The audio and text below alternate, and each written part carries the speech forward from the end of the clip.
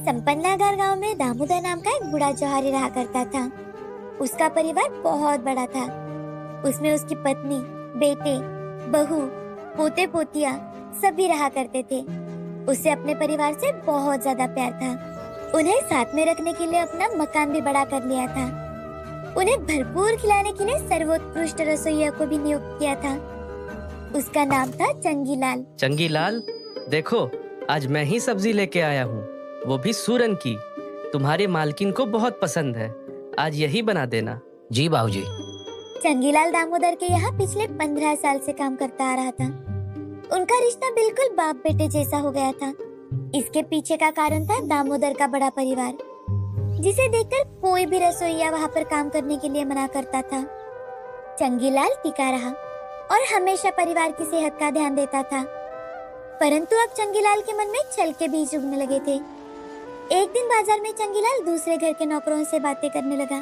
चंगीलाल भैया, आपको पता है मैंने मेरे सेठ को कल 20 रुपए का चूना लगाया, वो भी बिना पता चले। दामोदर साहब तो बड़े दयालु है, फिर आप कभी ये सब क्यों नहीं करते? हाँ भाई चंगू, तुम्हें भी तो थोड़ी कपट सीख लेनी चाहिए, आखिर तुम्हारी भी तो जिंदगी है। ये तुम दोनों क्या बोल रहे हो? बाबूजी ने मुझे कभी किसी चीज की कमी नहीं होने दी, तो मुझे कपट सीखने की क्या जरूरत? यही तो बात है। चंपू, तुम ही समझाओ इन उल्लू भाई साहब को। देखो चंगी, तुम जितना टिके हो उस घर में, उतना आज तक कोई नहीं टिका है। तुम्हें जितने पैसे मिल रहे हैं उनसे ज्यादा के तुम हकदार हो, तो क्यों ना उनके थोड़े पैसे खुद के पास बचा लिया करो। वैसे भी तुम इतने सभ्य हो कि पैसे तो तुम मांगोगे नहीं, और तो और तुम्हारा भी तो सुख दुख है ना। चंगीलाल के इसी कमजोरी को उसके कपटी दोस्त ने जान लिया। चंगीलाल ने उस बात को वहीं पर खत्म कर दिया और घर चला गया। उस रात खाना बना के उसने सभी घर वालों को परोस दिया।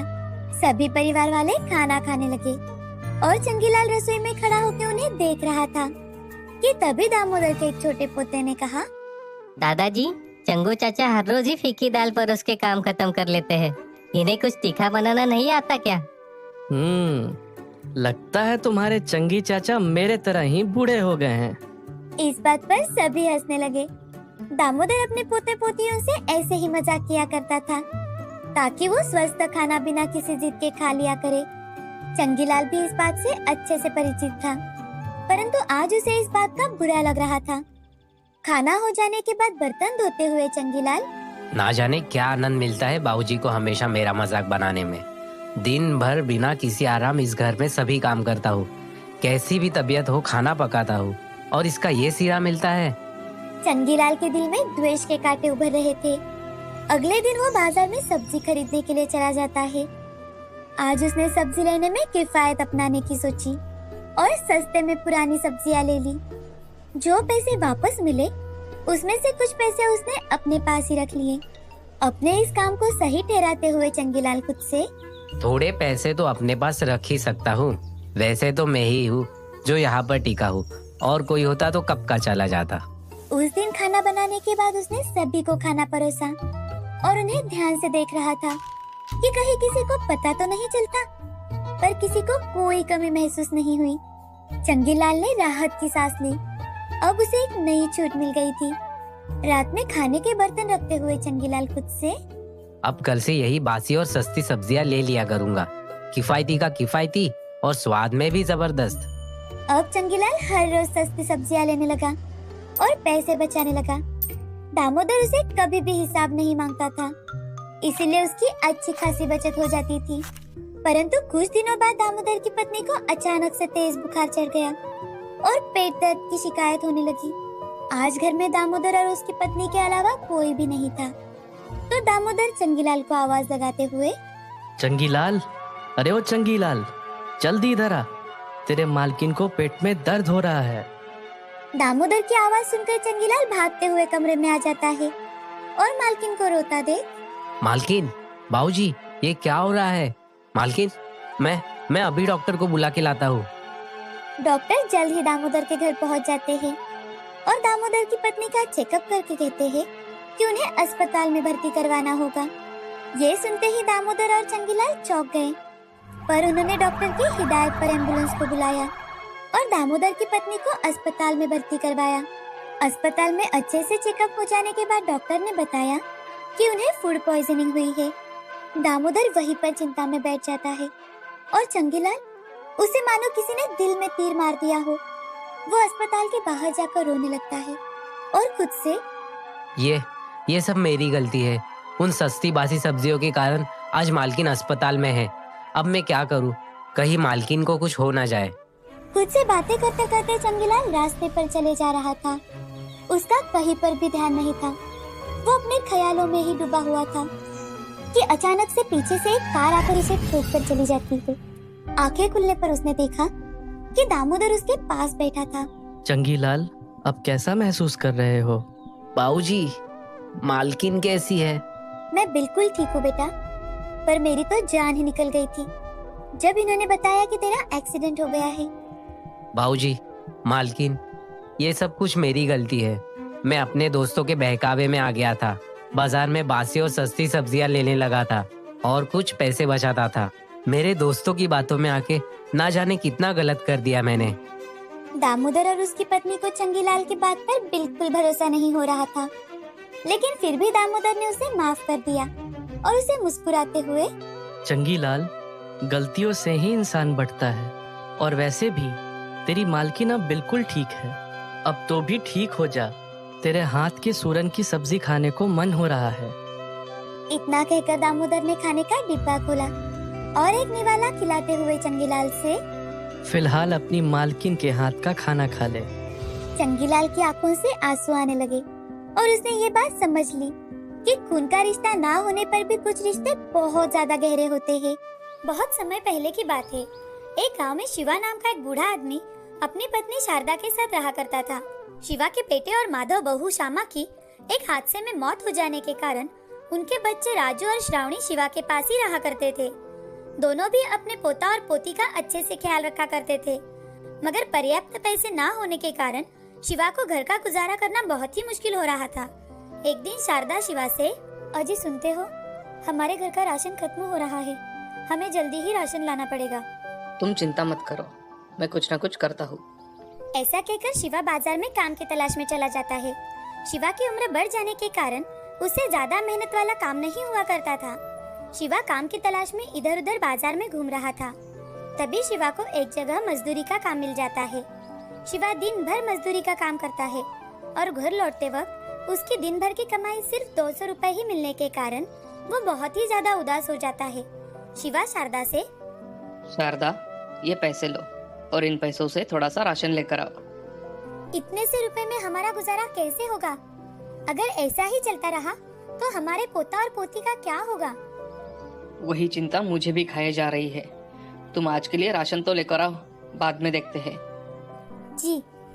ऐसा कहकर शारदा बाजार जाती है और राशन खरीद कर लाती है और खाना पकाने लगती है। तभी शिवा की पोती शिवा से, दादाजी, आप ऐसे थके हुए क्यों लग रहे हो? आपकी तबीयत तो ठीक है ना? हाँ गुड़िया, मेरी तबीयत ठीक है। इस बुढ़ापे की वजह से अब मुझसे ज्यादा काम नहीं होता, इसलिए जल्दी थक जाता हूँ। दादाजी, मैं आपके पैर दबा देती हूँ। अरे नहीं मेरी बच्ची, अब हम सब मिलकर खाना खाएंगे। जी दादाजी। ऐसा कहकर श्रावणी अपने दादाजी के साथ खाना खाने बैठ जाती है। तभी राजू दादी से, दादी, मुझे दादाजी के हाथ की पनीर की सब्जी और अंडे का आमलेट बहुत पसंद है। क्या तुम दादाजी को कहोगी कि वो हमें बनाकर खिलाए? अगले हफ्ते जरूर बनाएंगे, अभी ये खाना खा लो। राजू समझदार होने के कारण अपने दादी की बात जल्दी से समझ गया और दादी से, ठीक है दादी। सभी ने खुशी खुशी खाना खाया और जल्दी से सो गए। अगले दिन राजू और श्रावणी आंगन में खेल रहे थे। तभी श्रावणी राजू से, भैया, दादाजी कल काम करके कितने थक गए थे, मुझे लगता है हमें उनकी मदद करनी चाहिए। हाँ श्रावणी, ये विचार तो मेरे मन में भी आया, मगर हम क्या कर सकते हैं? भैया, हमारे दादाजी के हाथ की पनीर की सब्जी और बटर आमलेट कितना अच्छा होता है। वो इतना स्वादिष्ट होता है कि उसका स्वाद मुंह में ही रह जाता है। मैं सोच रही थी, अगर दादाजी एक रेडी लगाए तो, और उस पर पनीर की सब्जी उसके साथ ही ऑमलेट बनाकर बेचे तो उनको इतनी मेहनत नहीं करनी पड़ेगी। अरे हाँ, जब दादाजी घर पर आएंगे तो हम उन्हें ये बात बताएंगे। हाँ भैया, हम उन्हें जरूर बताएंगे। शाम के समय शारदा और शिवा आंगन में बैठे थे। तभी राजू और श्रावणी शिवा के पास आकर, दादाजी, मुझे आपको एक बात बतानी है। हाँ बोलो। दादाजी, मैं सोच रहा हूँ अगर हम बाजार में खाना बनाने की रेडी लगाए तो हम उस पर पनीर की सब्जी और आमलेट भी बेच सकेंगे। राजू, तुम्हारा विचार बहुत अच्छा है, मगर बेटा हमारे पास उतने पैसे नहीं हैं। मेरे पास कुछ पैसे हैं, ये आप रख लो। हाँ शारदा, इन पैसों से हमारा काम हो जाएगा। ऐसा कहते ही राजू और श्रावणी बहुत खुश हो जाते हैं। उनकी खुशी का तो जैसे ठिकाना ही नहीं था। दूसरे दिन शिवा बाजार में जाकर एक रेडी किराए पर लेकर आता है। उस पर शिवा खाने के पकवान रखकर बेचने लगता है। आज उनका पहला दिन था और इसी कारण उनके रेडी पर कोई नहीं आ रहा था। शाम के समय दो आदमी शिवा के रेडी पर आकर, अरे चाचा जी, आपने कब से रेडी लगाना शुरू किया? मजदूरी का काम करना छोड़ दिया क्या? बेटे, अब मुझसे ज्यादा काम नहीं हो पाता, इसलिए मैंने सोचा एक रेडी लगा लूं। अच्छा चाचा जी, मुझे एक ऑमलेट दीजिए और मेरे दोस्तों के लिए मसाला चीज ऑमलेट बनाइए। जी अभी बना के देता हूँ। शिवा एक प्लेट में ऑमलेट और एक मसाला चीज ऑमलेट बना के देता है। रंगा और उसका दोस्त ऑमलेट खाते हैं। तभी रंगा शिवा से, अरे चाचा जी, आपके हाथ को तो बहुत स्वाद है, मुझे ये ऑमलेट बहुत पसंद आया। आपका ये मसाला चीज ऑमलेट भी बहुत अच्छा है चाचा, हमें बहुत पसंद आया। चाचा जी, मुझे पनीर की सब्जी घर पर पार्सल दीजिए। जी अभी देता हूँ। शिवा रंगा को पार्सल दे देता है। उस दिन शिवा का धंधा ज्यादा नहीं चल पाता, लेकिन जैसे जैसे लोगों को पता चलता है कि शिवा के हाथों में जादू है, उसने बनाया हुआ ऑमलेट और पनीर की सब्जी बहुत ही ज्यादा स्वादिष्ट है। लोगों की भीड़ जमा होने लगती है। उसके साथ ही शारदा रोटियां, दाल, राइस बनाकर बेचा करती थी। शारदा शिवा से, हमने तो कभी सोचा भी नहीं था कि हमारा धंधा इतना अच्छा चलेगा, हमें इतनी तरक्की मिलेगी। हमारे पोता और पोती की आइडिया की वजह से हम हमारा व्यवसाय शुरू कर पाए। हाँ शारदा, हमारे पोता पोती बहुत ही होशियार है। जी, ऐसा कहकर शिवा अपना काम करने लगता है। तभी राजू वहाँ आ जाता है। राजू शिवा से, दादाजी, अगले हफ्ते श्रावणी का जन्मदिन है, तो क्या हम हमारे दोस्तों को घर पर खाने के लिए बुला सकते हैं? ठीक है, तुम तुम्हारे और श्रावणी के दोस्तों को घर पर खाने के लिए बुला लेना। ठीक है दादाजी। राजू खुशी खुशी अपने स्कूल चला जाता है। स्कूल में जाकर राजू अपने दोस्तों से, सुहानी, सुरेश, गोलू, अगले हफ्ते श्रावणी का जन्मदिन है, तो हमारे घर तुम जरूर आना। हाँ, हम जरूर आएंगे। हाँ, मैं भी जरूर आऊंगा। ऐसे ही एक हफ्ता बीत जाता है। राजू के दोस्त और श्रावणी के दोस्त बर्थडे के लिए राजू के घर इकट्ठा हो जाते हैं। शिवा और शारदा श्रावणी के लिए एक केक लेकर आते हैं। तभी श्रावणी अपने दोस्तों के बीच खड़ी होती है और केक को कट करती है, सबको खिलाती भी है। थोड़ी ही देर बाद बच्चे खाना खाने बैठ जाते हैं। शिवा और शारदा बच्चों को खाना परोसते हैं। खाना इतना ज्यादा स्वादिष्ट होता है कि बच्चे भी बड़े चाव से खाना खा लेते हैं। तुम सभी को खाना पसंद आया ना? राजू, ये खाना बहुत अच्छा है, मुझे बहुत पसंद आया। बच्चों, कुछ और चाहिए तो मांग लेना। जी दादी। थोड़ी ही देर बाद खाना खाकर राजू के सारे दोस्त अपने घर चले जाते हैं और सभी बच्चे अपने घर जाकर खाने की बहुत तारीफ करते हैं।